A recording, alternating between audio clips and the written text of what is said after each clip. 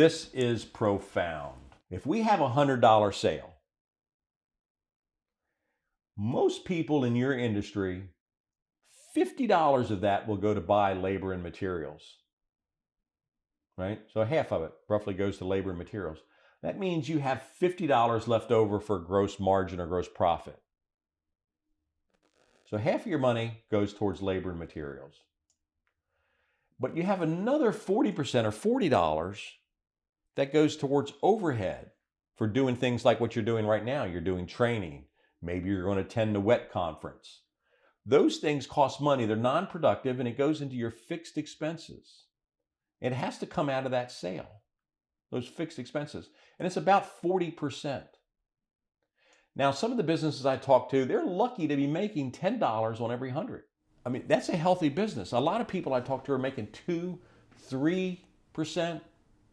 And I'm afraid during this time, people may actually be losing money or not tracking their numbers and knowing what their hourly rate has to be in relation to their variable expenses.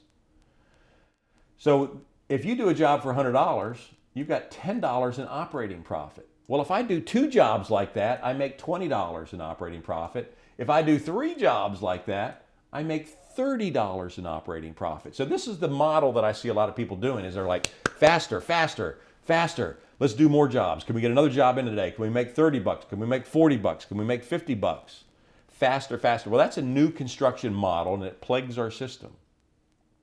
That is not the way to work on your business and be more profitable.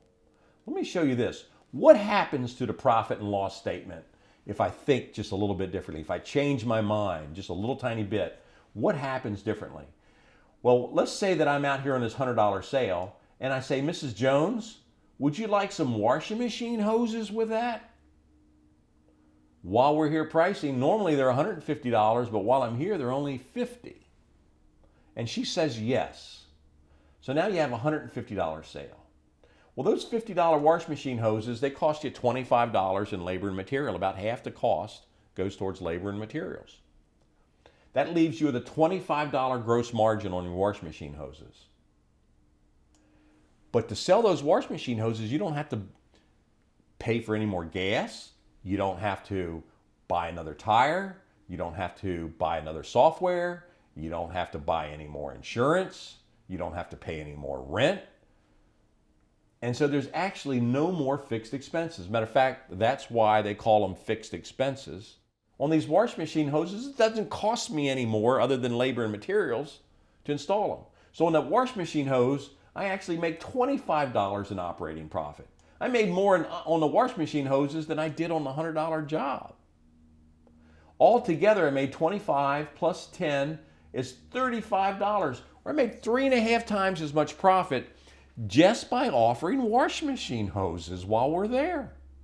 You could triple your profit. And I see businesses do this. They triple their profit just by offering a couple products while we're here. That's why when you go into the gas station and you have to almost squeeze up like this to pay the cash register because they got junk hanging all around there.